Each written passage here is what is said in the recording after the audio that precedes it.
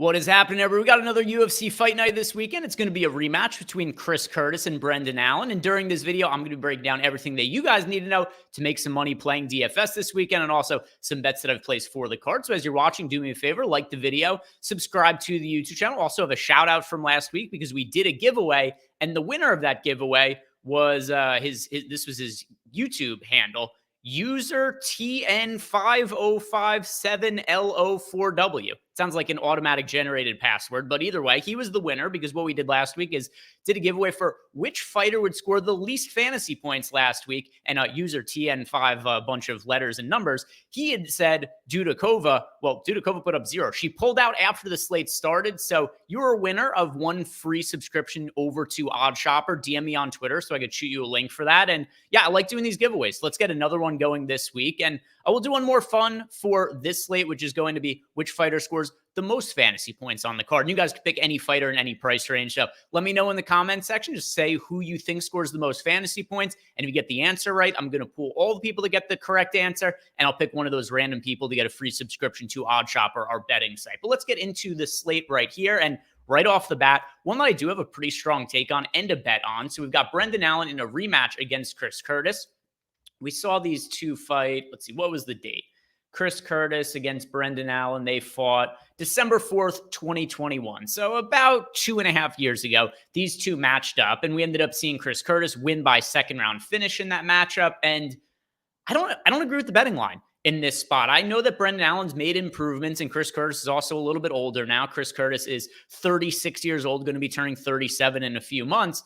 But I think this is stylistically a very favorable matchup for Chris Curtis. And I think what led to him getting a finish in the first matchup, that could end up materializing again in this spot. So that's why I do have a bet on Chris Curtis. You could bet up to plus 180 right now. And this bet is mostly because I think this fight is much closer than what the betting odds indicate. And I actually do favor Chris Curtis to win this fight. Because if you look at the matchup, he has a big striking advantage over Brendan Allen, where Brendan Allen's advantages is in the wrestling and grappling department. But Chris Curtis has 92% takedown defense on paper. Brendan Allen wasn't able to take him down in the first matchup, and that's a concern for me in this spot. If Brendan Allen isn't able to get takedowns, then I think it's knocked out by Chris Curtis again. I actually do think that's probably the most likely outcome in this spot. So if you go ahead and look at my exposures on DraftKings as well, Chris Curtis, currently my most rostered fighter. I have him in about 70% of my lineups, 69% if we're being more accurate. And then I do have Brendan Allen in 30.7% of my lineup. So I love the main event. It's in 100% of my lineups right now, but I'm picking Chris Curtis to win. I'm also betting on him in this spot. I think it's a pretty favorable matchup for him on paper. So it's one that I like quite a bit here. Chris Curtis, currently my most exposed fighter on the entire card, but definitely a fight that I think we should be all in on.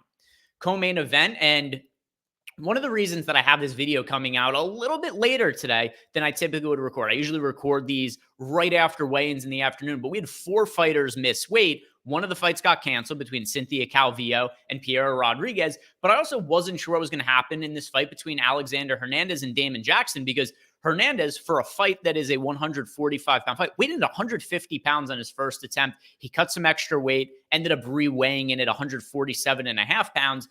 But I mean, that initial weight miss was so significant. I thought this fight wasn't going to happen, but it is going to take place with Hernandez being docked a bit of his purse going towards Damon Jackson. And I think this is another really good matchup for Alexander Hernandez. In just about every Hernandez matchup, he's typically going to be the more talented fighter. The problem, though, is he just has shit cardio, and he often gets tired in the first, second round of a lot of his fights.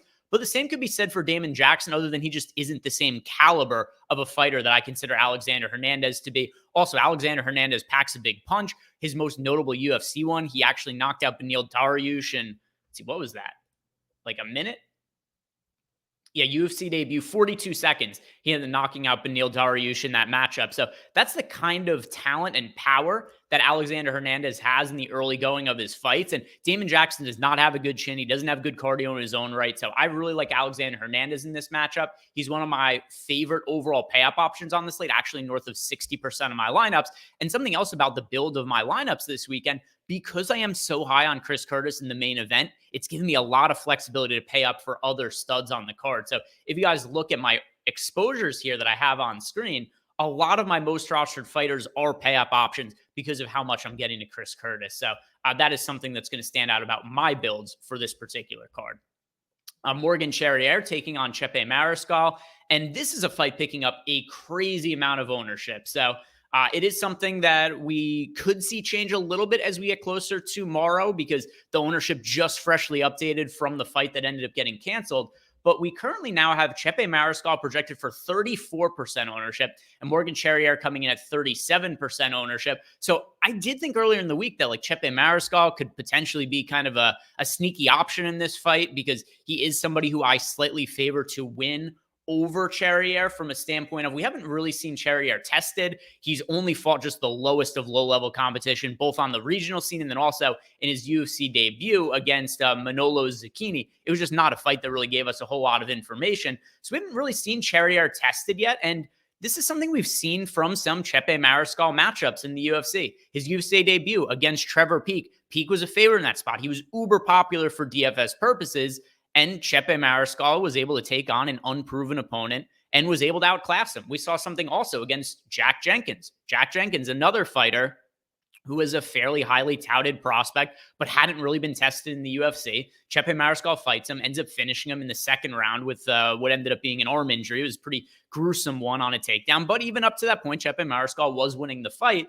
And this is another one where if Morgan Charrier in the Chepe Mariscal fight ends up getting extended past the first round, we get into the second, we get into the third rounds, and we don't know what it's going to look like when Charrier faces adversity. We know what it looks like when Chepe Mariscal faces adversity. He usually rises to it and is shown to be a real dog who can put out a lot of output and fights hard into the later stages of the fight. So I'm picking Chepe Mariscal to win. I have more exposure to him versus the two sides of this fight.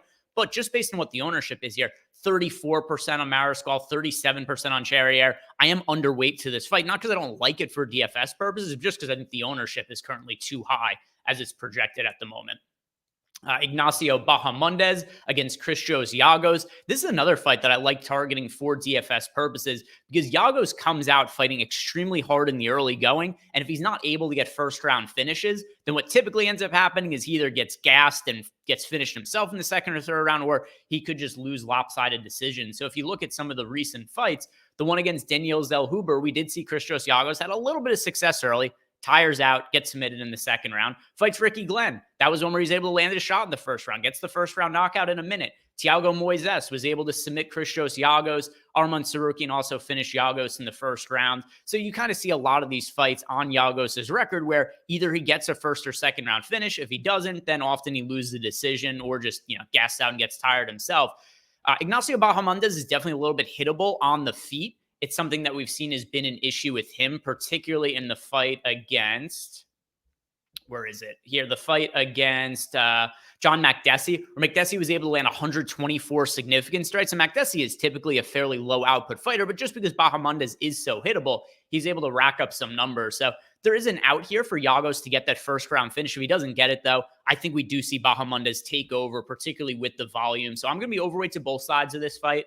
I currently have Bahamondes in 44% of my lineups, projected for a pretty modest 27% ownership. And then Christos Giagos is projected for 15% ownership. I'm a little bit overweight to him as well, 19%. So overweight to both sides of the fight, but definitely Bahamondes is my preferred side to be targeting.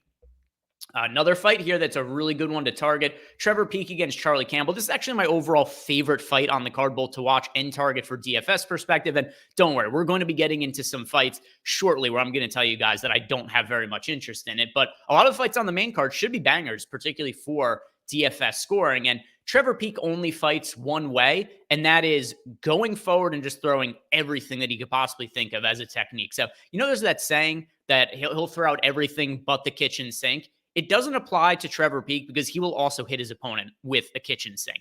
I mean, we're talking about a dude who's throwing standing hammer fists, all kinds of weird techniques. None of it is technically sound at all, but he's uber tough. He's got a crazy good chin. He has zero striking defense, and he is very willing to take a shot to give a shot. And in a matchup against Charlie Campbell, who also is somebody who fights at extremely high output, I mean, look at these stats. Charlie Campbell landing over 11 significant strikes per minute, absorbs 5. Trevor Peek landing over 5 significant strikes per minute, absorbs over 4. This fight is going to be a train wreck, and this could be the spot where we finally see Trevor Peek get that chin checked, and maybe he could finally get finished in the spot because I do think Charlie Campbell has a lot of power on the feet.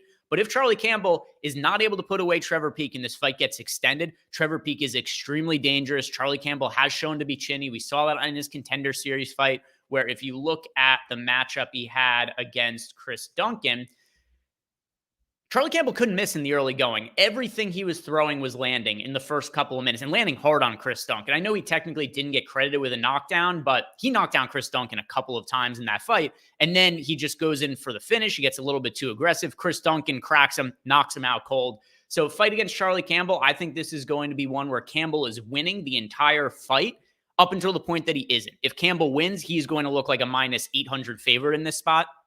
If Trevor Peek wins, it's almost certainly going to be coming by KO, because if this fight goes to decision, I do think Charlie Campbell is going to win just based on having the cleaner striking.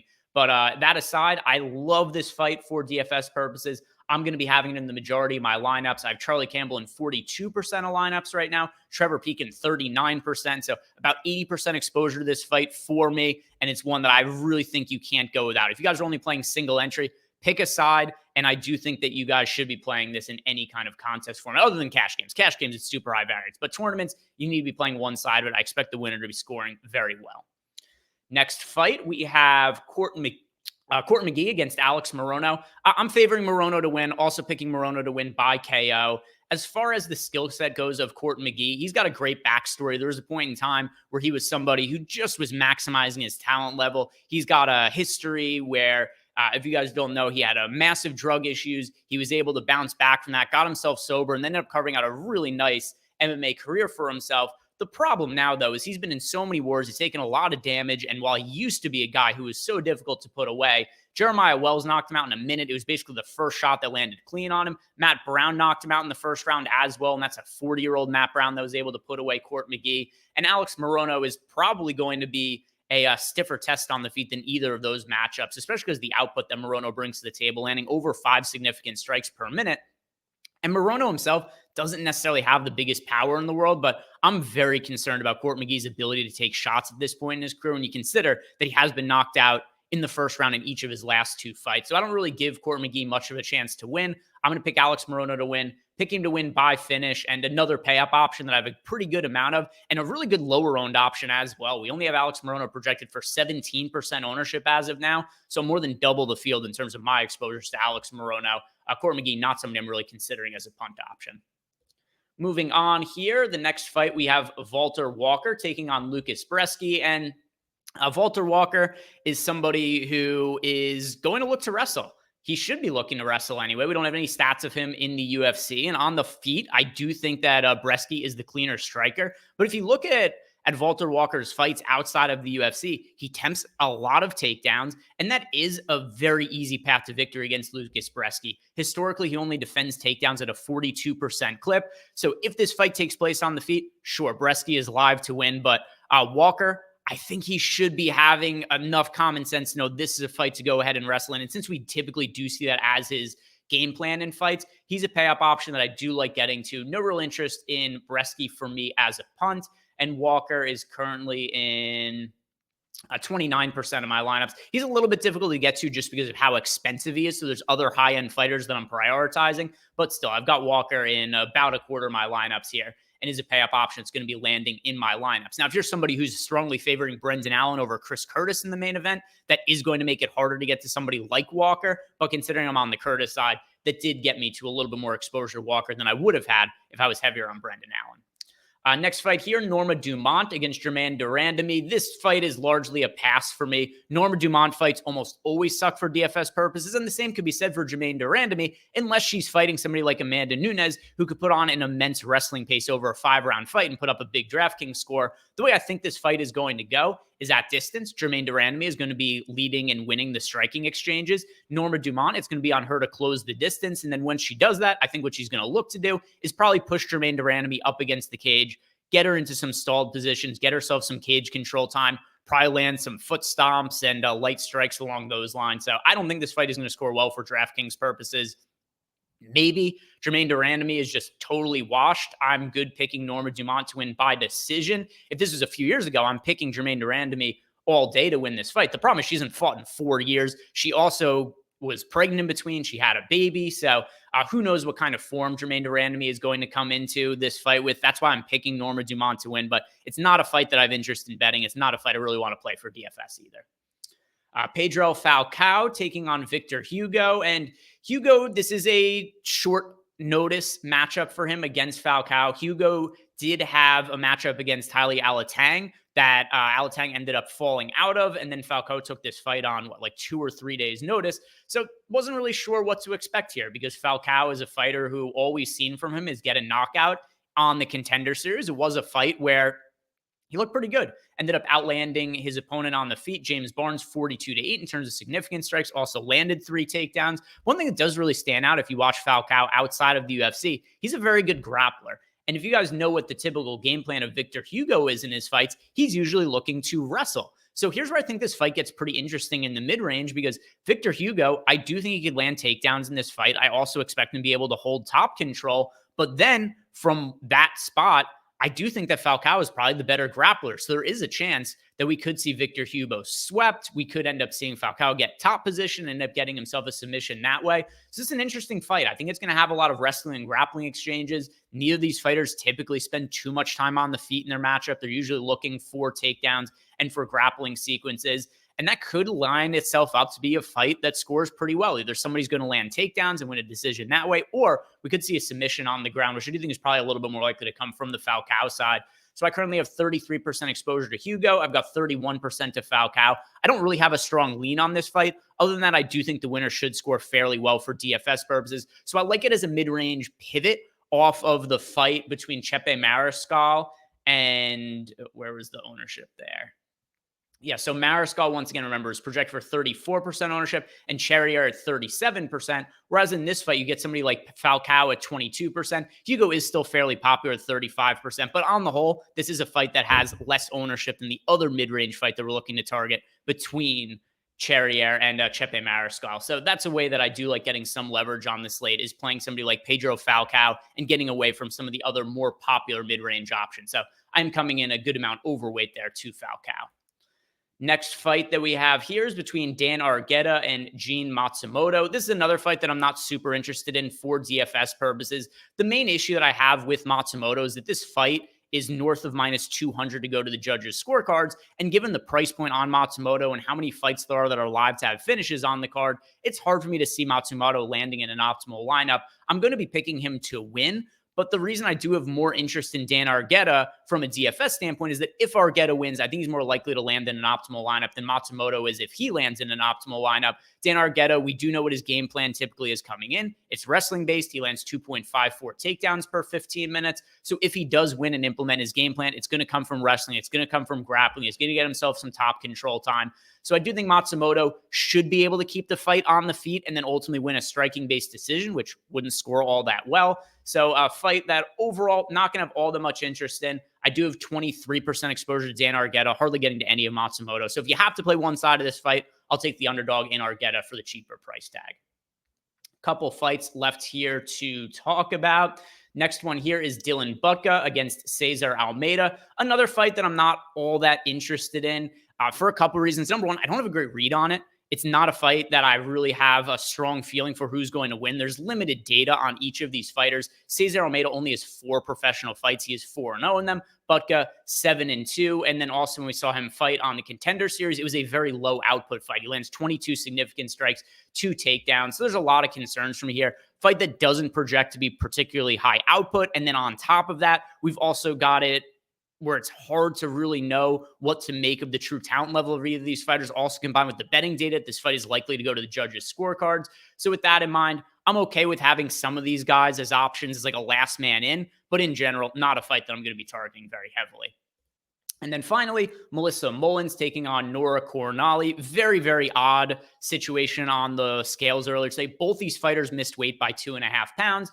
So I wasn't exactly sure how the UFC would handle this, if they would just be like, nah, screw you guys, we're taking you off the card. But ultimately what they ended up doing is just like, hey, you guys are fighting each other. You weighed in the same, just fight is happening. I assume the UFC isn't super pumped about the fact that neither of these fighters made weight, because now it kind of opens up this sort of possibility where other fighters can maybe contact each other and say like, hey, look at what happened in this fight. Neither of the fighters made weight and the UFC still went forward with the fight. Maybe we each want to miss weight by 2 or 3 pounds and we just have an easier weight cut on each other. So who knows what that's going to mean for future sorts of matchups if people use this as a blueprint to kind of cheat the scales in the future. But at least as far as the matchup goes, Nora Cornali in her UFC debut took on Jocelyn Edwards, and Edwards is a striking-based fighter. Cornali also striking-based fighter. And what ended up happening in this spot is Jocelyn Edwards realized that Cornali has 0 takedown defense. So Jocelyn Edwards, even though she lost because she did 0 damage in the fight, she was just landing takedowns and kind of holding top control. She landed 5 takedowns against Nora Cornali. And when you look at the matchup that we have here between Cornali and Melissa Mullins / Melissa Dixon, because she got married recently, is that there is a way stronger wrestling and grappling base with Mullins than there is with Jocelyn Edwards. So if Jocelyn Edwards was able to do some damage on the, well, not damage on the ground, but was able to land takedowns against Cornali, there's no reason for me to think Mullins would not be able to do the same and just totally neutralize the striking of Cornali by being able to do that. So there's not all that much ownership going to Cornali. We've got her projected for either side of this fight. Melissa Mullins projected for 23% ownership. Cornali projected for 16%. My preferred pick here is going to be Mullins, and I do think there is potential some upside here because maybe she does rinse and repeat takedowns. But my real concern here is that Mullins is able to land takedowns and then just Cornali gets stuck on the bottom, which then means we could have the situation where it's like, hey, Mullins won. She landed 3 takedowns, had like 10 minutes of control time and landed minimal strikes and damage and won a decision. So there's other fighters on the high end that I think have higher fantasy potential in terms of could finish and score higher. So that's why fighters like Alexander Hernandez, Ignacio Bahamondes, Charlie Campbell, Alex Morono, I'm getting to more exposure than I am to Melissa Mullins. But not writing her off entirely, just other fighters I prefer on the high end, particularly for people who are playing just 1 or 2 lineups. So that is going to do it for me today, guys. If you do want to sign up for our MMA package, it has really helped me be super profitable this year. I've won the $3 contest a handful of times on DraftKings. The ability to build my lineups on the site and also simulate them, it's been invaluable to me. If you want to sign up for that, use the link below. It'll take you right to our site so you could sign up. And great time to sign up to. We got UFC 300 next week, so that's going to be a great event. I'm planning on getting my breakdown out a little bit earlier for that card, assuming that we're going to have the tools up. As soon as we have, as long as there's no issues like weigh-ins or anything, as soon as we have sims up, I'm going to be running sims, doing my video breakdown. It is actually a little bit easier for my research for UFC 300 because for fights like this, where you just have fighters who's like they only have 4 professional fights, you got to kind of dig to find footage on them and whatnot. But for UFC 300, it's pretty much all banger fights and all fighters that we're familiar with. So I'm really looking forward to UFC 300 next week. It should be awesome. But before then, good luck this weekend, guys. Don't forget to leave a comment below to let me know who you think is going to score the most fantasy points for the giveaway this week. So good luck, and I'll catch you guys back here next week. Peace out.